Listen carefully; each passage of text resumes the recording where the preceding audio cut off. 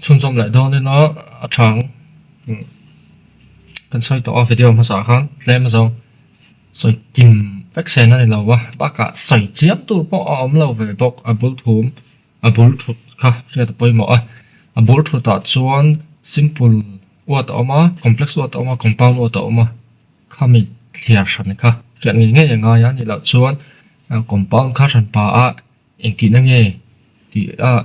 thu mal in zoom khom sim em mà anh em mà bác khát ai tâm in zoom khom sim em mà khá anh ấy rất lâu theo thì lại khá bôi mỏ cho chú siết đủ rồi nhá chọn hay hay dễ đàn làm một trong những hành trình mà sẽ đón tại là hẹn chỉ thông hi dễ đàn lang lo nó nhỉ mà sabera mi hay phần hanga dễ dầm anh nhỉ dễ bera chọn dễ săn một đó nó thu mal nó xí dễ săn lâu đó nó in zoom put say box xí nên sẽ thì in khá sung đâu in hai phần mang in dễ thì na thì bul bera chọn hai phần man đàn hai phần man nghề nó tu rồi nhỉ thì làm này là anh tiêu nam giáo trong chuan chia sual hi la wangin voel pahnih in zoom ta khan chia sual venga le ten syllable alam zat chin che nan te man dan tlang lon chu ni tin mizo tong le sap tong han zoom don te number le horop han zoom don te khan hai phần kan hang thin hai phần man na sem chu amaro chu hemi compound je nan man dan hi chu dan ka ti tak na cái số lượng khán anh khá sung sắp hopun 12 years old boy thì lại cả hai phần mới zoom put mấy này sẵn chụp adjective là thuộc anh như vào cái tiếng khăn tiếng mấy chỗ này đàn ống là wa mi anh khăn sung hành diện zoom rung ton khăn xây anh thì box hành diện sẵn đó nên noun thế một adjective một verb anh một bern kha anh thì hiền anh sẽ box chú vàng son hai phần khăn mang tầm ấy mấy nỉ man nghề tuổi đó mà hai phần man nó tuổi bi cả mấy mà chú tiếng gió ngà đàn xiêm ấy mà chú lâu sim thì các support tại là thì chuan hai phần mang dễ trên bộ chú hôm lâu cả là anh dễ zoom lệ vậy trên nỉ thì là chú này zoom lâu nó hành dễ rèn rồi nè anh nụ đậu nó cả hai phần mang cái dễ cả nên tiếng mà là chuan hiện anh tia hiện anh gì cả muốn nó câu số ta tỷ lệ câu lệ số ta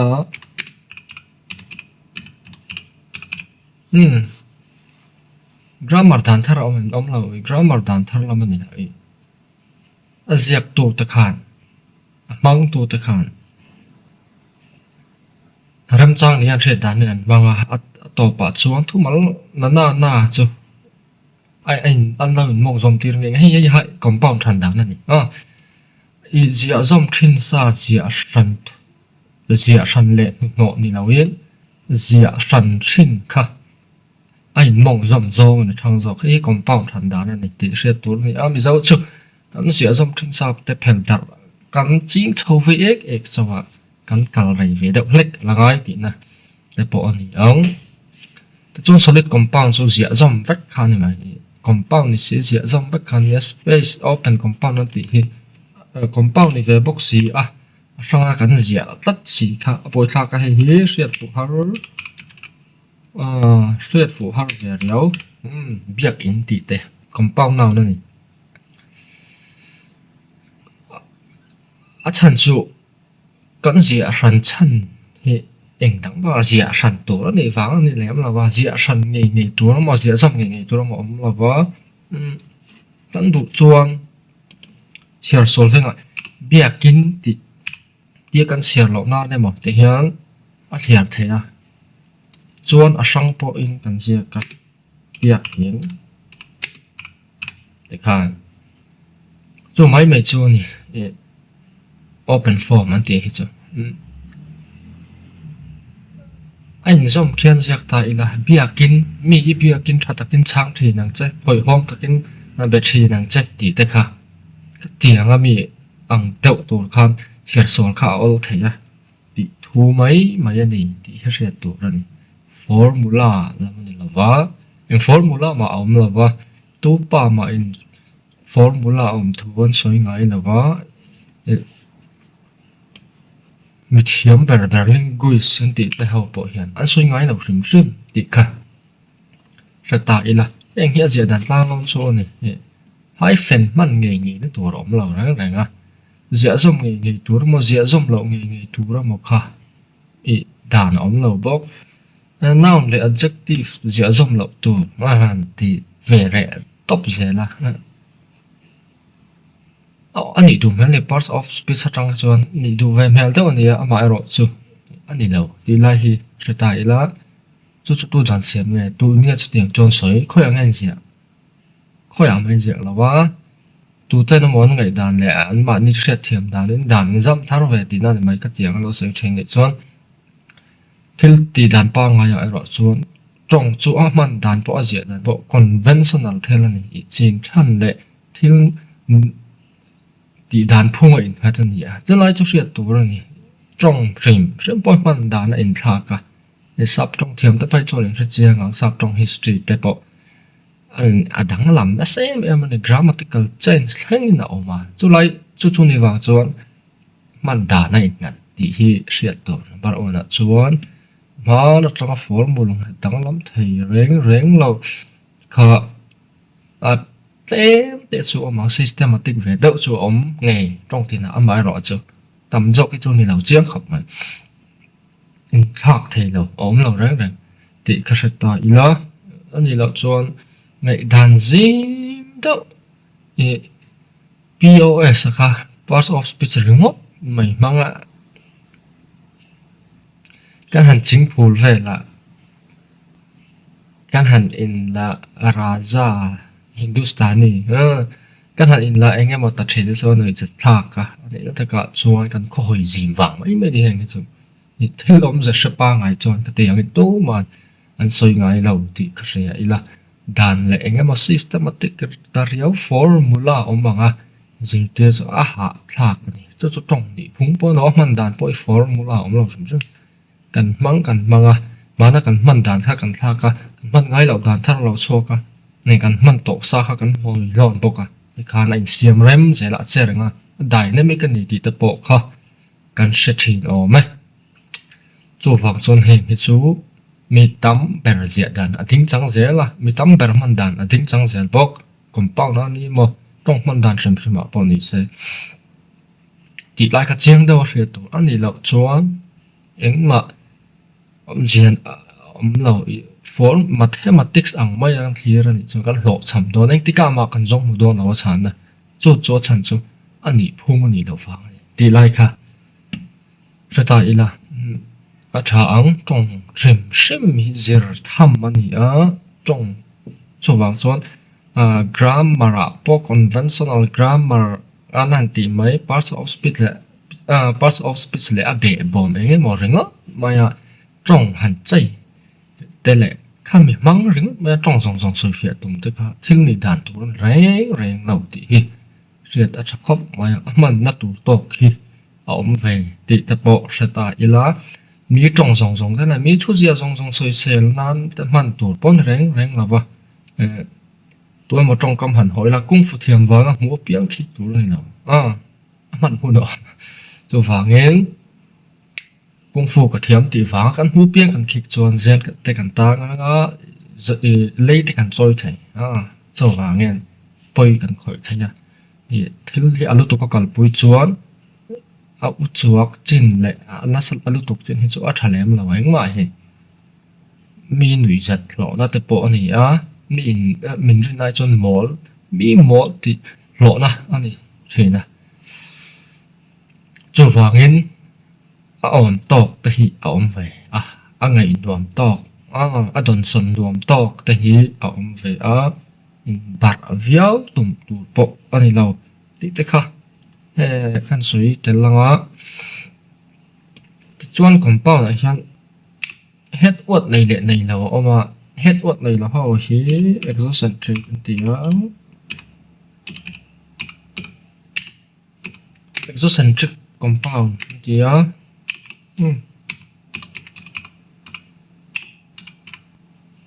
exocentric compound thì á tiếng anh hiện head word om về là vâng head word là số head word này hao cả endocentric compound anh tỷ lệ nóiกันsốยังhiện anh chỉ là chuan khơi sọc khang head word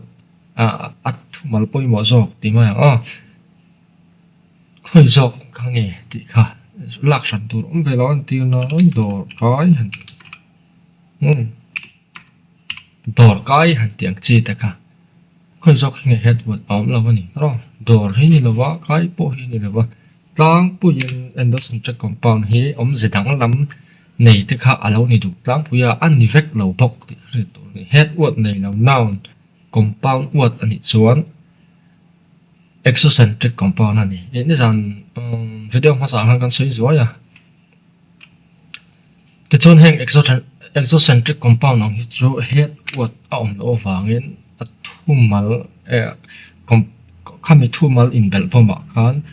compound ani na keng tu zo kha ve lo wangin head word e dor kai ta ki dor chi khat emo kai chi khat emo ti khan na soi thei lo shim ti lai kha sa ta ila chu wang chuan heng ang hi exocentric compound tin soya pot le chuan endocentric compound là head word tập mà vào attributive compound kan ti hi atam em này so attributive compound nên soi cục ngon tại là trả en ti non tùy khu người ta sẽ en khu nghe này thì cả tùy thì hiện là soi phía ta này chọn khu hi head word chu này thì là này chọn chọn tùy khur này khur anh chụp khur chỉ khur thì mà đó lấy rồi chân khur thì thế thì ngọc khur anh em mà thiếu khur anh ta thiếu khur tùy thế mà chỉ thế mà anh du lạc chỗ nó cái tiếng khur anh chỉ lúng ở thấy khur thì bọn ta thì chọn ông sẽ đăng làm này là khur khá là nhiều tới anh khur nghe này thì suy phiền tùy là ông mà thì chọn hay hi tùy thì cái attributive noun nó nia adjective na thoka khur ti hi compound chuang hen soi fia ti na nia heng hi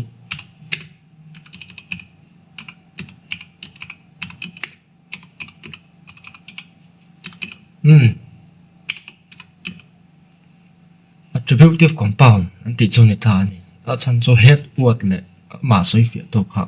wangin ama modify tu kha ma wangin attributive compound ti an soya an sia zo mai lo tu nge ti English an sia zo ma English lo wa pon sia zo ma zo wa pon sia zo ma then an sia zo ma wa then an sia zo ma te kha tu ni an sia zo mai lo ti ka tiang compound kha head word le ama soi fia tu kha ama soi fia tu chom compound thu mal kha minga attributive compound ti nan bu zo in grammar kan thret ve ma in an nei to om dai to khovel trong tin re nga om to an zia zom ngai lo ti tu an om ani chon tập chaka lung thu tho chana kan pau cha wanam kan kai don tiang chi kha ani ti hriat to hoi ji pa ani he chumo chu wangin heng attributive compound hi endocentric compound ti hian atam ti kha ta ila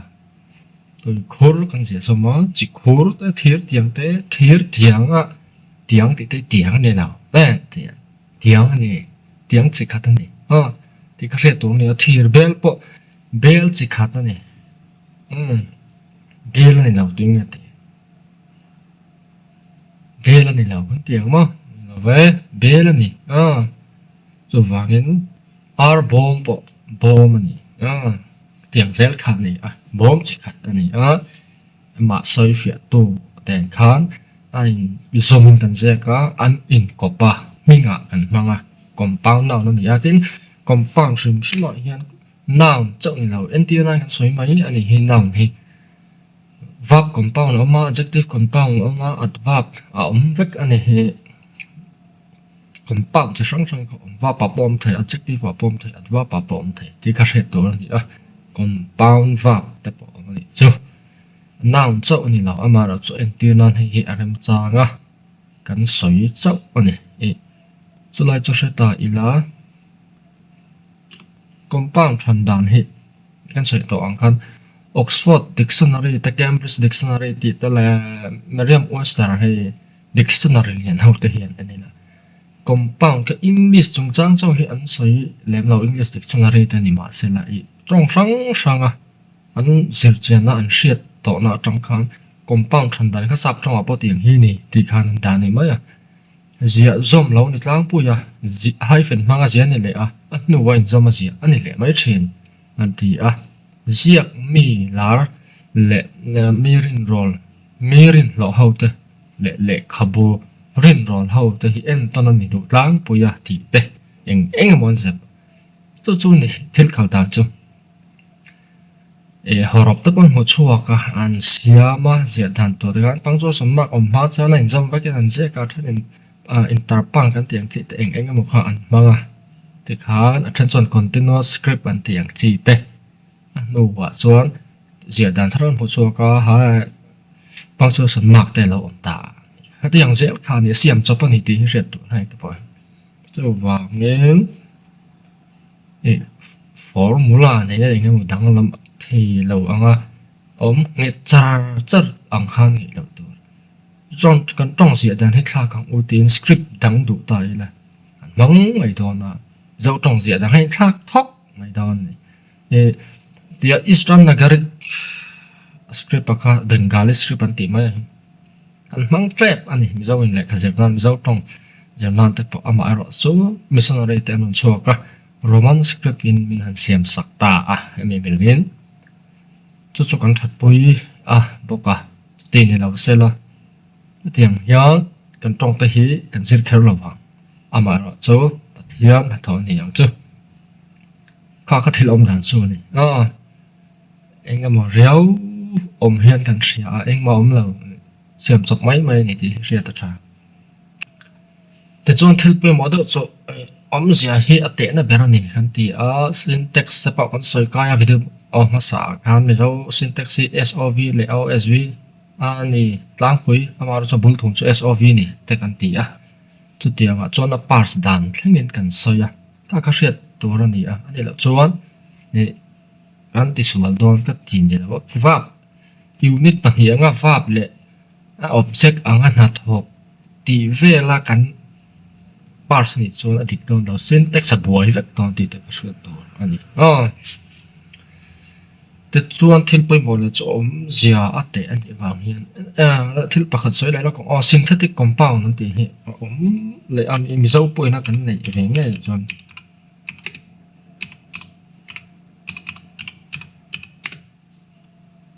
a grammar tong kama chuan verb le argument object an chi ama te kim tu kha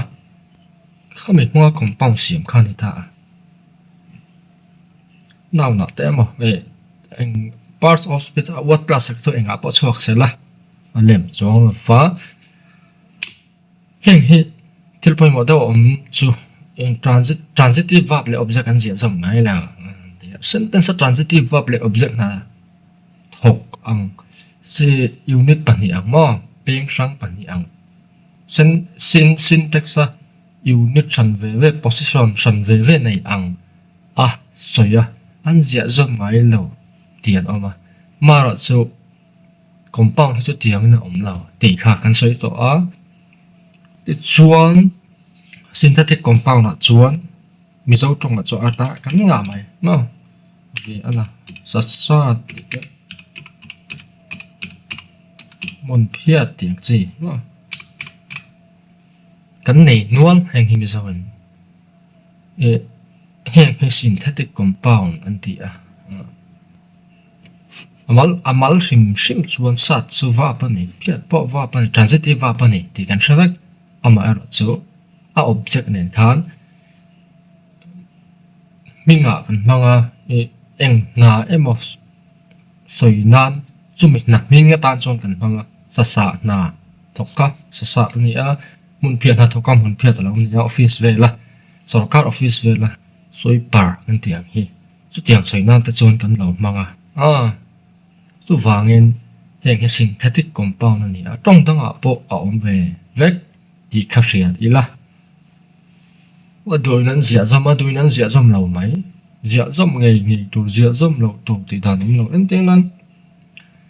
heng hi noun a kan man miaw awangin syntax a po kha han parse ma ila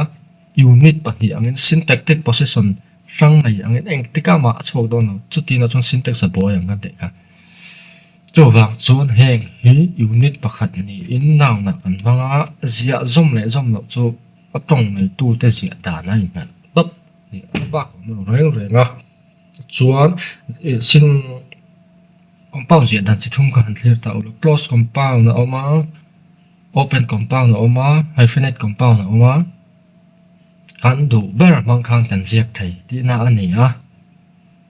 khang compound kha zia dan tlang lon compound chu hetiang hian ziak tlang po thenin zom lo ziak a then hyphen nen ziak eng wangin formula om wang ni lo an zia thina wangin zia thin dan tlang lon kan da chuak ani mai chu zong chon ni a hyphen man bin man na bi tur om ti na lam ani lo ti lai kha hriat tur ni chuan heng hi tong tang a po oma ming hi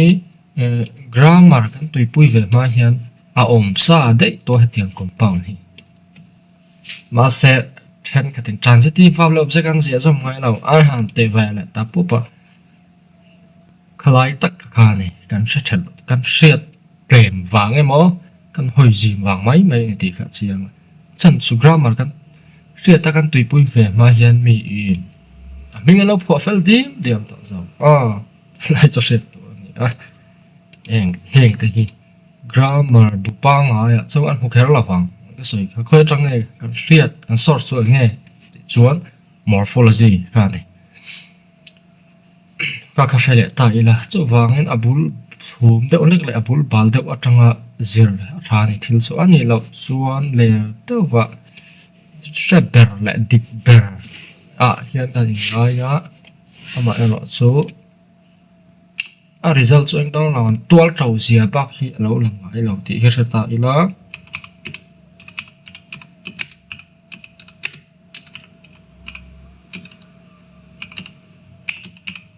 hi point một này này bọc à ambiguity lại compound hi point một bọc không anh tiêu là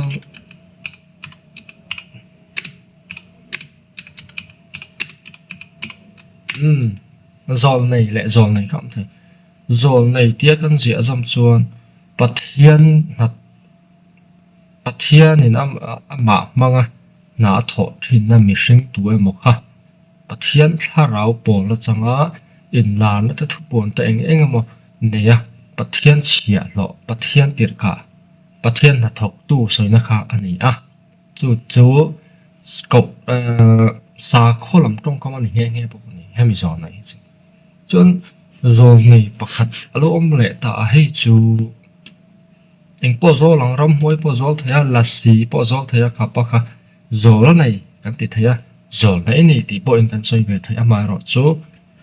e hriat pol lo na to ring am zia kha athiang thaya hriat pol ani lo na thliar san ne theina a zia dana kan thliar ta a zon này zia zam chuan thiên rong bok tu ko ka sang a zia chuan pathian rong bok tu ni lem lo eng po zol là sĩ mà ram hoi mo eng po zol se chu mi soi na choni ti in kan soi a khalai tak kha om zia khan a in ngat kam ti to kha chu mi chu a semantics zong khan a zia dan po kha hiar te lo ni le ti lai te kha sa ta ila chung chu tiang vel mai mai chu ni thil om dan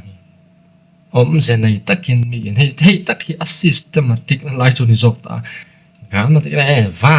vap lo ti ha de lo a systematic lo zok kha atual thau thil tuk ta ni zok amara cho heti ambiguity alom lo na han ti te kha a systematic dan tak zok kha ani na lai kha zuma na ngai ti kha kan se nge a systematic em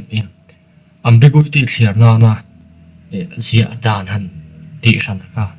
a systematic le ani chu a chiang reng tra te khan khalai te khareta ila zen ai zia dan a in ngat a mi tam bar man dan a in ngat bok na a i ziak lo dan tiang do ti dan phung hi ve ni thil reng reng a hian chumi hei tu na pon se ambiguity le compound po chu alo ni ta a kha arok ta khan a systematic thau ani ti lai kha ta ila mi chan kha ten kan sa thiam lo wa tu dan a zia tu han ti a thil compound lo te han khai khin ta thi na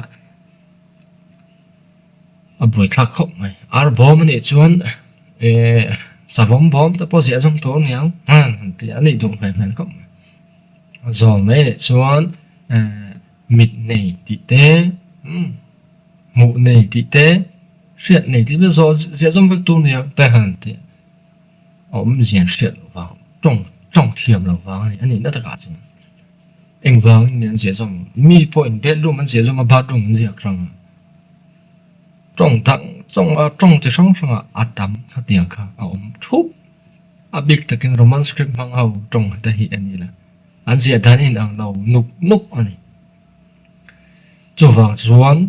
thì à bộ lọc đeo đâu là cả ni về miền đeo đâu sửa cái anh đang là tua trâu thil anh ấy thì sẽ tốt bốn bảo tắc sẽ phá lỗ ta cho vàng mấy số anh ấy à thì khá soi đồ ông sẽ tắc sẽ bul bal tắc sẽ hậu lệ kabu ta hiện sẽ rồi mi dấu gì ngà po linguistics làm bằng gì anh ông nual to tu na po cái point na cái này nghe hậu hi mania site tool college sawin lệ kabu ron chua thara mi dấu trong chung cho hata po khan linguist pa li pangalai na mo ran zia ka cái chuan linguist tích công kiểu nó tích có ram din moi ni cái gì tu khá tiền bù đar chuối là vậy thế piral lua như thế tu một khá ăn han chia ola piral lua thế phải cái chuan nghe cái gì morphology thì bạn phổ biến là nghe mà thành pa khan branch sang khá soi em lâu khan là gì cả kan hulu tuk lâu bao cả mà sẽ cả bị doctoram đến môi thì tế hậu gì cho morphology thì tế cả sản pa in hàn hur khom ta này thì cái sự cái site tool có lẽ sao mi that's what the book ha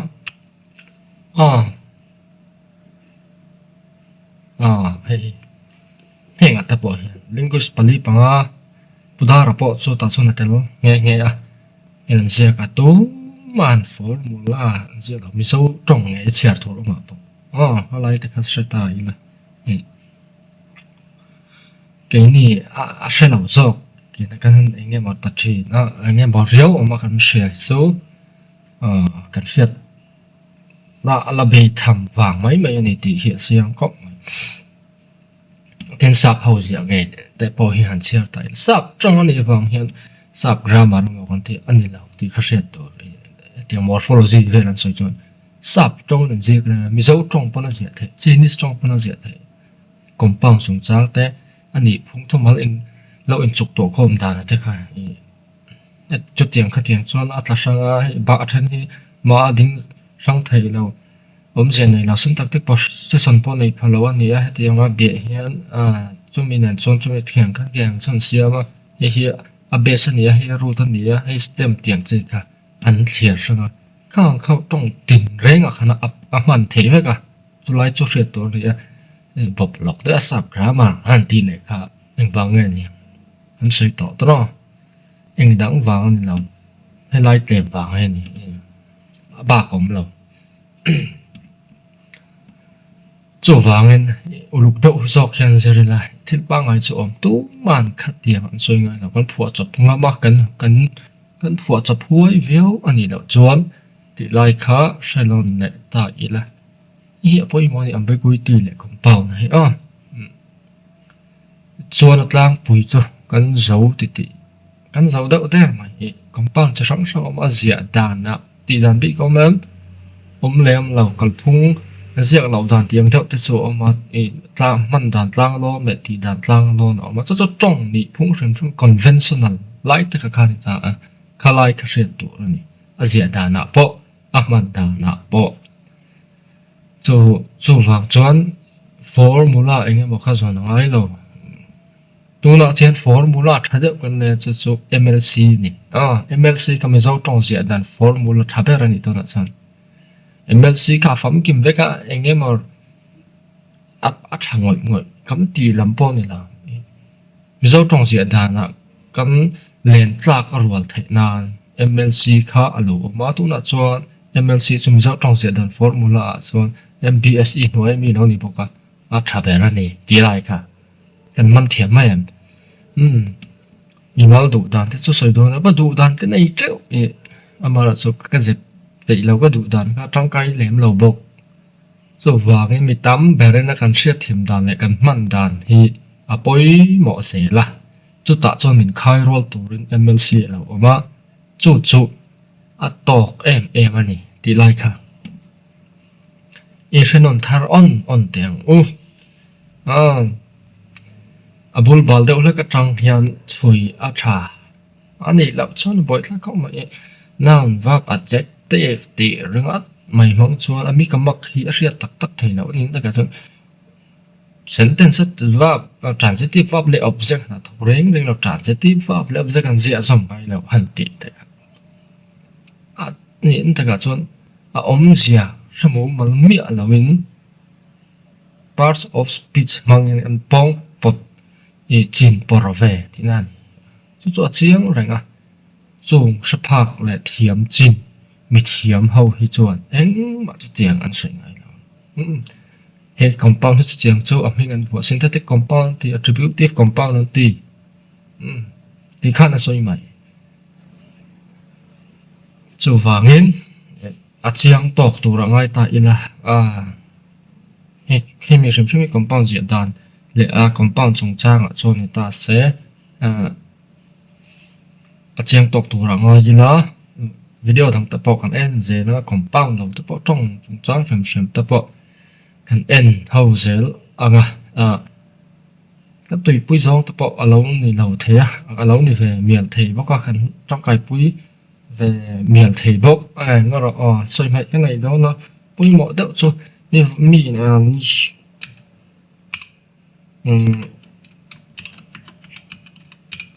dọn nè nó dọn phẫu mày hàng ở hiện dấu thì có dấu vụ thế có niệm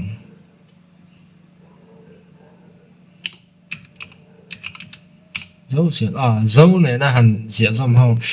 chỉ cả所以咧都講起 compound 嗰啲啊，保險即係入面做combining form compound 嗰啲啊，combining form compound。時做thu mal pakhat kha kai to in thu mal dang nen an sia chom ti na ni chu ate na ma ni kho fak na te po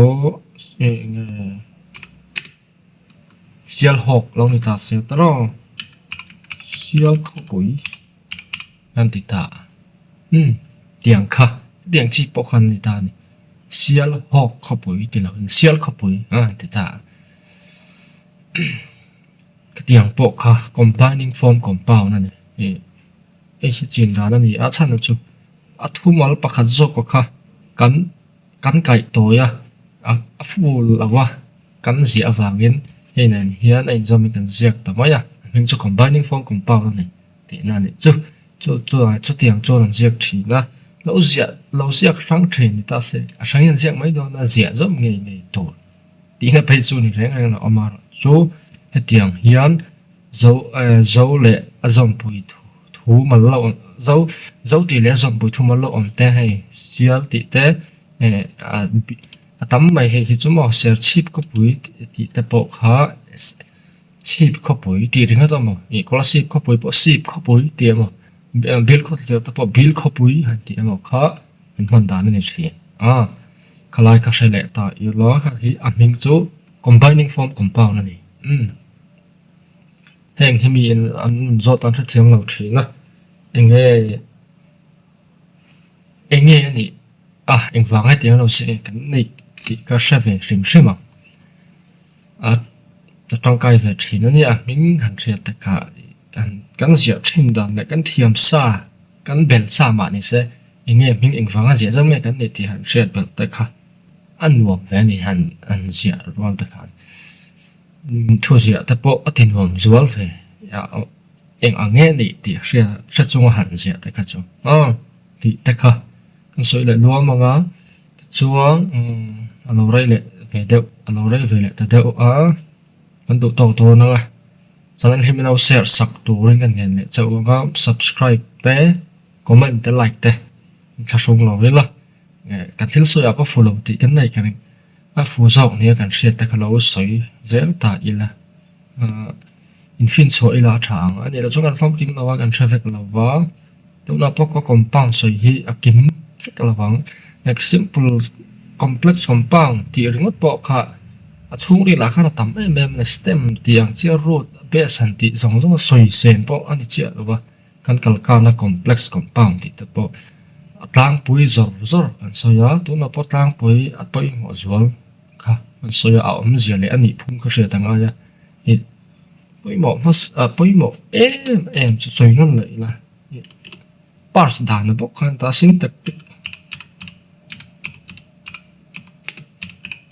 syntactic tree hẳn tị vậy hiện tiệt căn huống Google là khá rộng lên một mạng syntactic tree cho thể hiện sentence hẳn đã ấy tiết mà thiên là thái cổ ya nó subject lắm noun lắm chẳng hạn noun phrase nó tiết là verb làm khó verb phrase and object verb biểu hiện gì cả chỉ sáng sáng đã lạc của tiết chỉ bằng chỉ khăn nhỉ chút thì mà cần tị chuan compound rèn tu mà thế thì là ya transitive verb le object thì am chia một hàn parts ngay nào parts là bốc này thì khá sẽ tụ này video mà sao cần soi tỏ chia ngang tu chuan là tị chiang nghe nị tị khá tị chiang anh nị phung bộ khá chiang rồi nị syntax sao kan tị lại khá sẽ ta ila đủ to nó